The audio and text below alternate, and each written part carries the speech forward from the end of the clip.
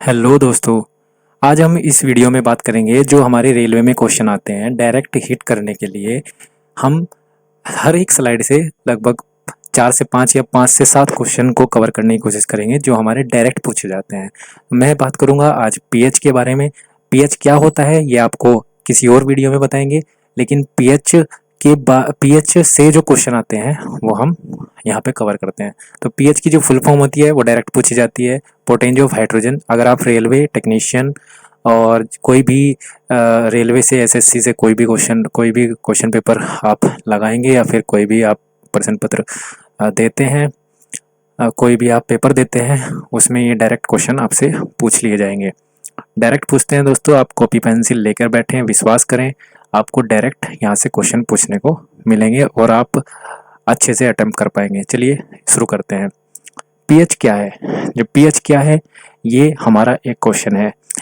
एक नॉर्मल भाषा में मैं कहूँ कि कोई भी हमारे पास 118 एलिमेंट्स हैं जो कि पीरियोडिक टेबल में हैं, उनमें से कौन एसिड है, कौन बेस है और कौन उसमें नेचुरल में आता है, वो हमारे एलिमेंट्स होते हैं। और उनको हम नेचुरल में पानी को और अपने सॉल्ट को रखते हैं, और उसमें एसिडिक में जैसे नींबू आ जाता है, ठीक है, बैटरी एसिड आ जाता है, चाय आ जाती है, ठीक है। कॉफ़ी नहीं आती, कॉफ़ी हमारी बेस में आती है, ठीक है, या ध्यान रखना कॉफ़ी हमारी बेस में आती है। और बेस क्या होते हैं और एसिड क्या होते हैं ये आपको किसी और वीडियो में पता लगेगा। यहाँ से हम बात करते हैं कि पीएच की फुल फॉर्म क्या होती है। Potential of hydrogen. एक क्वेश्चन आप यहाँ से नोट कर लीजिए, पहला क्वेश्चन पोटेंशियल ऑफ हाइड्रोजन, ठीक है, पीएच की फुल फॉर्म। दूसरा इसी को जानते हैं पावर ऑफ हाइड्रोजन के नाम से। दो हो गए। आप अगर लिख नहीं रहे हैं तो गलती कर रहे हैं बहुत बड़ी, क्योंकि यहीं से पूछता है कि पीएच क्या होता है या पीएच की फुल फॉर्म क्या होती है। तो पोटेंशियल ऑफ हाइड्रोजन एक क्वेश्चन हो जाएगा। दूसरा क्वेश्चन हो जाएगा कि पीएच को किसी और नाम से भी जानते हैं या फिर पावर ऑफ हाइड्रोजन के नाम से भी जानते हैं। और ये जो पोटेंज नाम है ये किस भाषा का वर्ड है? ये लैटिन भाषा का वर्ड है, ठीक है, लैटिन भाषा का एक शब्द है। ये आपको यहाँ से मैंने बता दिया कि ये कौन सी भाषा का शब्द है। दोस्तों डायरेक्ट पूछता है कि कौन सी भाषा का वर्ड है, ठीक है। अब बात करते हैं कि इस जो ये स्केल है, 0 से हमारा स्टार्ट होता है और 0 से लेकर 14 तक जाता है। तो इधर के जो 7 से 14 तक होते हैं या 14 तक होते हैं वो बेस कहलाते हैं, और 7 से लेकर 0 तक जो होते हैं वो एसिड कहलाते हैं, ठीक है। ये नेचुरल होता है, जो जिसका मान पीएच मान 7 होता है वो नेचुरल होता है, जिसमें वाटर और सॉल्ट आता है, ठीक है, लवण बोलते हैं उसको। अब हम मेनली जो बात करेंगे इसमें दो होते हैं, एक स्ट्रॉन्ग होते हैं, स्ट्रॉन्ग एसिड होते हैं, एक वीक एसिड होते हैं। तो 7 से लेकर 3 तक अगर हम उल्टे चलते हैं तो यहाँ तक वीक एसिड होते हैं।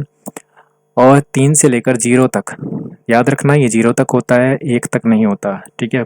बच्चों को यहाँ से याद हो जाता है कि वो पूछ लेता है कि पीएच स्केल कहाँ से स्टार्ट होता है, तो 1 से नहीं होता, 0 से 14 तक होता है, ये भी पूछा हुआ है, ठीक है, 0 से 14 तक होता है। तो 0 से जो हमारे 3 तक होते हैं वो स्ट्रॉन्ग एसिड में आते हैं, और उसमें हम 3 को पढ़ेंगे आज। स्ट्रॉन्ग एसिड में 3 को पढ़ेंगे, HCl, H2SO4 और HNO3। ये 3 हमारे स्ट्रॉन्ग एसिड में आते हैं, ठीक है।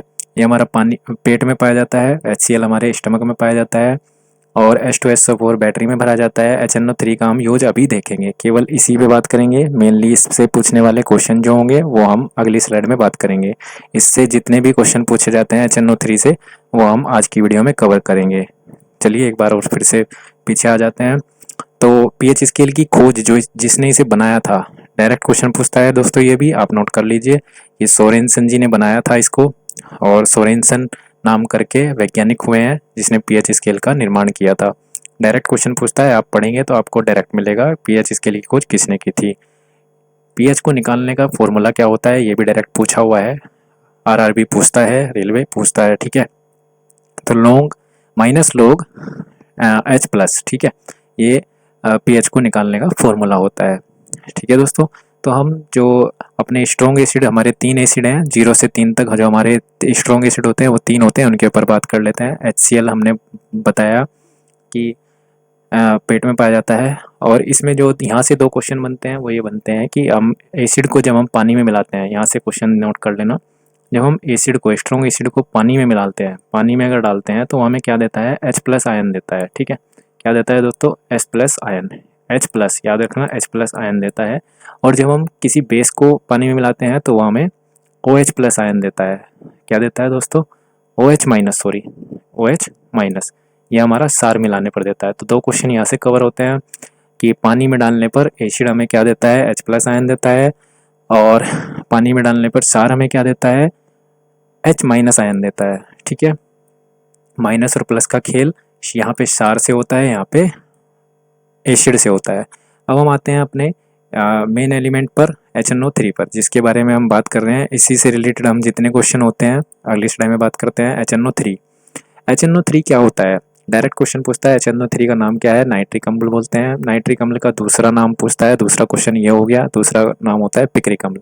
आप नोट कर लीजिए, डायरेक्ट पूछता है कि नाइट्रिक अम्ल का दूसरा नाम क्या है, या फिर HNO3 का दूसरा नाम इनमें से क्या है।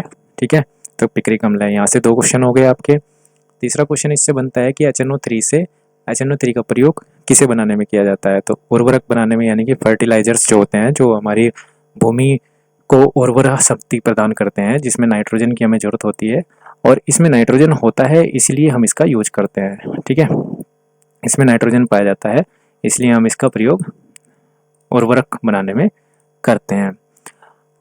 तीसरा क्वेश्चन यहाँ से हो गया। चौथा क्वेश्चन हम नीचे आ जाते हैं यहाँ पर, और क्या बनाते हैं इससे, एक्सप्लोजिव बनाते हैं, विस्फोटक, यानी कि गन मेटल या गन पाउडर जो बनाते हैं वो भी इससे बनाया जाता है।